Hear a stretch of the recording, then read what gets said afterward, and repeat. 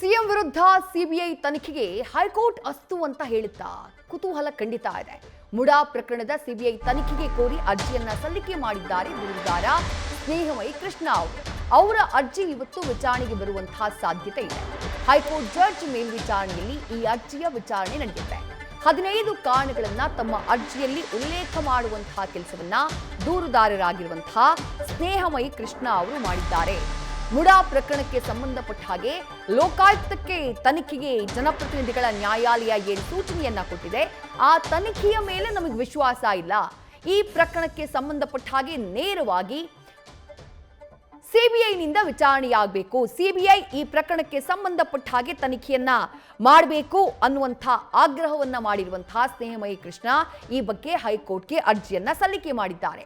ಅರ್ಜಿಯಲ್ಲಿ ಒಂದಿಷ್ಟು ಕಾರಣಗಳನ್ನ ಕೂಡ ನೀಡಿದ್ದಾರೆ. ಯಾವ ಕಾರಣಕ್ಕಾಗಿ ಈ ಪ್ರಕರಣದಲ್ಲಿ ಸಿಬಿಐ ತನಿಖೆ ಆಗಬೇಕು ಅನ್ನೋದಕ್ಕೆ ಸಂಬಂಧಪಟ್ಟ ಹಾಗೆ ಒಂದಿಷ್ಟು ರೀಸನ್ಸ್ನ ಕೂಡ ಸಲ್ಲಿಕೆ ಮಾಡುವಂತಹ ಕೆಲಸವನ್ನ ಸ್ನೇಹಮಯಿ ಕೃಷ್ಣ ಪರ ವಕೀಲರು ಮಾಡಿದ್ದಾರೆ. ಸ್ನೇಹಮಯಿ ಕೃಷ್ಣ ಪರ ಅರ್ಜಿ ಅವರು ಸಲ್ಲಿಕೆ ಮಾಡಿರುವಂತಹ ಅರ್ಜಿ ಇವತ್ತೇ ಕೋರ್ಟ್ನಲ್ಲಿ ವಿಚಾರಣೆಗೆ ಬರುವಂತಹ ಸಾಧ್ಯತೆ ಇದೆ.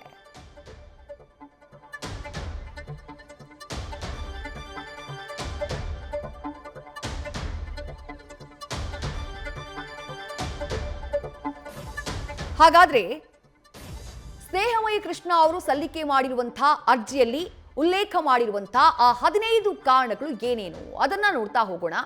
ಮೊದಲ ಕಾರಣ, 9ನೇ ಪ್ರತಿವಾದಿಯಾಗಿರುವಂತಹ ಸಿದ್ದರಾಮಯ್ಯ ಅವರಿಗೆ ಕ್ರಿಮಿನಲ್ ಹಿನ್ನೆಲೆ ಇದೆ. ಆ ಕ್ರಿಮಿನಲ್ ಹಿನ್ನೆಲೆ ಏನು ಅನ್ನೋದನ್ನ ನಂತರದಲ್ಲಿ ವಿವರಿಸ್ತಾ ಹೋಗ್ತಾರೆ, ಆ ಕಾರಣಗಳನ್ನ ಕೊಡ್ತಾ ಹೋಗ್ತಾರೆ. ಮೊದಲನೇದಾಗಿ, ಅನೇಕ ಬಾರಿ ತಮ್ಮ ಸ್ಥಾನದ ದುರ್ಬಳಕೆಯನ್ನ ಮಾಡಿಕೊಂಡಿದ್ದಾರೆ. ತಮ್ಮ ಪೊಸಿಷನ್, ತಾವು ಸಿಎಂ ಸ್ಥಾನದಲ್ಲಿದ್ದಾಗ, ಡಿಸಿಎಂ ಸ್ಥಾನದಲ್ಲಿದ್ದಾಗ ತಮ್ಮ ಪೊಸಿಷನ್ನ ದುರ್ಬಳಕೆ ಮಾಡಿಕೊಂಡಿದ್ದಾರೆ ಸಿದ್ದರಾಮಯ್ಯ ಅವರು.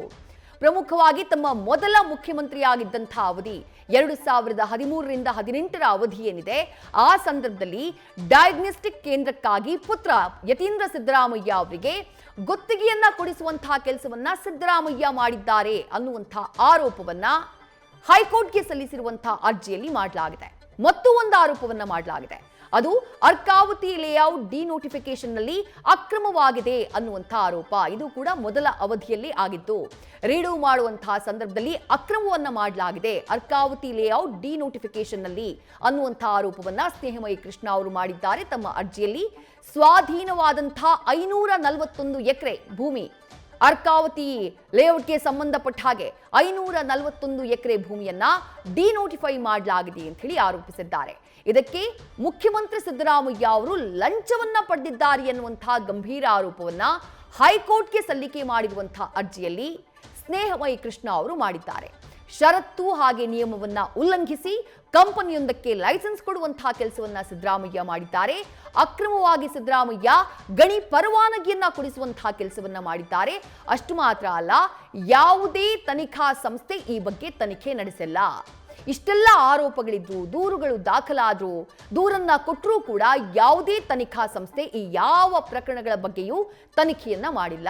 ಈಗಾಗಲೇ ಕೆಲ ಪ್ರಕರಣಗಳಿಗೆ ಮುಕ್ತಾಯವನ್ನ ಕೂಡ ಹಾಕಲಾಗಿದೆ, ಫುಲ್ ಸ್ಟಾಪ್ ಇಡಲಾಗಿದೆ, ವಿಚಾರಣೆಯನ್ನೇ ಮಾಡಿಲ್ಲ ಕೆಲ ಪ್ರಕರಣಗಳದ್ದು.